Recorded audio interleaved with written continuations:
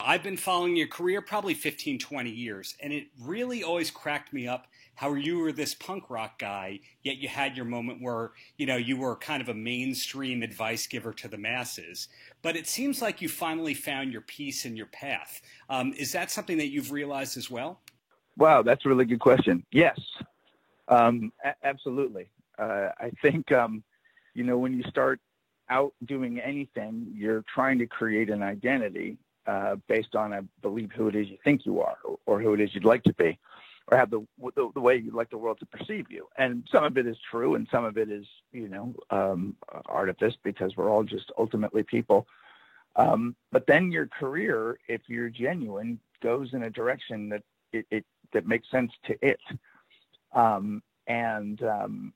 It doesn't see the delineation between, you liking Black Flag and telling women they shouldn't go out with guys that don't like them. It's all part of the same deal. But coming out of that experience, I couldn't see the way to draw it all together. And just by virtue of that, that made it difficult. It really was around my way of thinking. Part of me laughing at your pain a little bit, but I loved the Comedy Central special, or at least the TV special, where you had your band behind you on stage, yet you were kind of, talking to housewives. And in that same era, you had your album cover that was a tribute to London Calling. Did you have, the people around you kind of pushing you away from being yourself? No, I just think that they saw an opportunity that, that what's interesting now, this is pre-internet. And I think, there were so few channels that you could go through that you needed to be clear about who you were to people. Like when I was on Oprah, they're like, look, you got to take your earrings off. Now, that could have just been a good piece of life advice at that point, and also maybe not look like the singer from The Offspring. But the message, what the guy said is, look, you don't want to obscure your message. These women are not going to understand.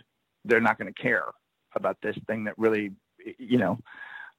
could be jarring for them, and I don't want you to get in the way of that message. And while the other thing was, the book I wrote with somebody else, so I was, ostensibly going to work for the both of us. So anytime anyone suggested that I do something, it was just simply to, continue this thing that I was doing. It didn't feel like they were asking me to compromise who I was. People who knew me close felt like, well, it seems like it's all the same guy, dude. Your new comedy album coming out soon, Why Are You In Here, is not your first collaboration with Audible. Did you know along that this was going to be a comedy album and not a book? Yeah. No, I wanted to put out a record. It's been a while since I put something out, and I really wanted to let people know that I'm still out doing stand-up and love doing it. So you started off as a comedian and then became an author and a talk show host, and an author, which is kind of separate from being a writer in a way. Do you have a way that you like being described? Because I know you also had The Reigning Monarchs. Yeah, it's funny.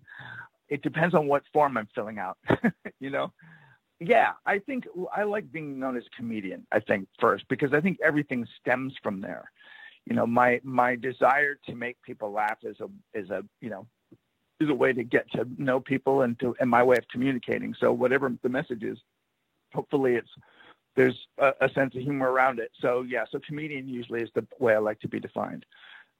Because I'm not a rock star, and a rock star, it's evident that that's what you are, and author, I feel like everyone's writing books these days. So I don't know, that's a harder field to be seen as an author in, I think. Well, I also did mention the podcaster because I know that you launched Walking the Room with Dave Anthony.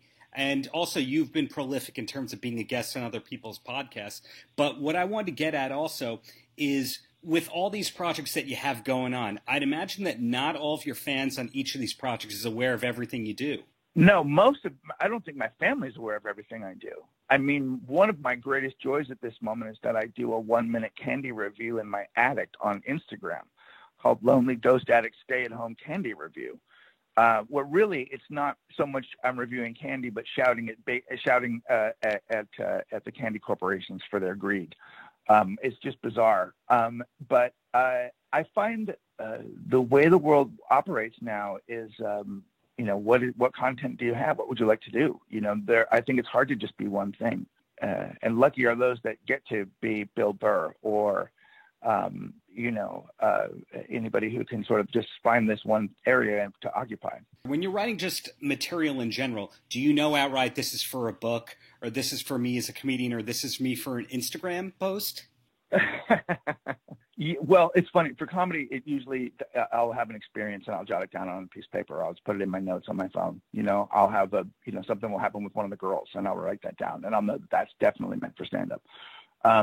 When I write, I usually write in the mornings, and it's usually after, either meditation or riding a bike, and it'll be whatever comes to me. Sometimes it'll be a piece of fiction. Sometimes it'll be a thought about relationships. Sometimes it'll be, something I'm thinking about in terms of the way Reese's just seems to put their candy inside of their candy and never really make anything new, but they've just got a million products, and I find that greedy and distasteful. There's no reason to put the pieces inside of the cup. It's incestuous. I don't care for it. Well, which candy companies do you think are doing it right if Reese's isn't? Cadbury and Lindt. I think some of the gummy candy, certainly those Haribo people do a good job. But it's because they don't expand so far outside of the box. Look, no one's going to argue with, I'm sure Reese's is doing just fine without my opinion. But when I look at it, I feel there's a cynicism in the fact that you've just taken one piece of candy. It seems like that you scraped the pickings off the floor and put it inside the other one, and now you're telling me this is special. And also, who goes to the pitch meeting and goes, dude, just tell them to put the one thing into the other one. It worked for me. Well, when you go to other countries, do you make it a part of your journey, an essential part, to try the different brands over there? And I say that because Kit Kat is made by a different company here than it is in, other countries in Asia or Europe. Right. I do. I love what the Japanese do with the Kit Kat. They come in green tea and melon, and they get real excited about their marketing. I like the way that they package things. Absolutely. I definitely do. Well, I was going to ask you about the Reigning Monarchs. What's the status of the band at the moment? Well, I'll tell you, man. We have an album that has been, I think it's been sitting around now for 2 years. And the reason is that one of the guys like, we should do like a podcast and then put the record out. And that just stopped it dead in its tracks because we're going to do a one-off. When you work with a group of people, and one of the things I've found as I got older in life, the more you can do on your own, the better off you are in terms of like your skill set. Like I would say to anybody getting into show business, learn how to shoot a camera, learn how to edit, learn how to, do a handful of things yourself, because some days you're going to want to work on something and then you're going to want it to be finished. And we played once last year, but Mike, who's the other guitar player, has been busy getting a degree so that he can teach music, and Blair plays with other bands. So it's hard to get it all together, but I still love doing it. That makes a lot of sense. And speaking of working, you're one of the few people that's able to work with their wife in a successful way. Have you picked up any tidbits along the way that you can share with other people as to how to make that work? Just make sure you don't do it at the expense of your relationship. I think some days I wish that we didn't work together because, it can be, that's one of the hardest things you'll do. Especially if it's creative, because ultimately the person you married is different than you, I think. And so that means that you approach things differently, and that means that they don't always think you're hilarious, and then your feelings get hurt and you don't want to write for a month. That might be just me. But just remember just remember who they are when you're writing with them. Just remember what they mean to you. That's it. And remember that is more important than whatever it is you're doing together. I promise you. And I read that you have a new book coming out in 2019. Is that also being written with your wife? Yes, that is part 2 of the first book was in this series is How to Keep Your Marriage from Sucking. And the second one is We Used to Be in Love and Now We Work Here. And is that going to be an audiobook and a traditional print book? Yes, hopefully that it will. It's funny because that changes all the time. At one point we're like, no, we're just doing digital. Then the next thing we're putting out hard copies. So we'll see. Wherever people buy books, it's hard to, it's funny. Someone's like, are you putting out an album? Are you going to put it out on you're going to put out vinyl? And I was like, no, because I don't want 1,000 vinyl records in my garage with my CDs that are already out there, and and the many other things that people decided, well, maybe I just get it online. I love the online part of it all. Ultimately, is there a project that I didn't ask about? Because it seems like you have 6 or 7 different, spinning plates going on in the air. Yeah, well, I do a whenever we get a chance to podcast called Rock Out with Your Doc Out, which is with my friend Kay Hanley of Letters to Cleo, and we talk about rock documentaries. That's it. I'm trying to, the interesting thing is for the last 2 years, when I get up in the morning, what started out to be a writing exercise has been 2 years of writing fiction, short stories. And so I'm trying to figure out what to do with all of those, because they're absolutely bizarre and interesting, and probably the closest to the way my brain actually works, which is not too dissimilar to when I was on the podcast Walking the Room. Right on. So I guess in closing, any last words for the kids? Yeah. Do the thing that you're thinking about doing, and don't worry about where it's supposed to go.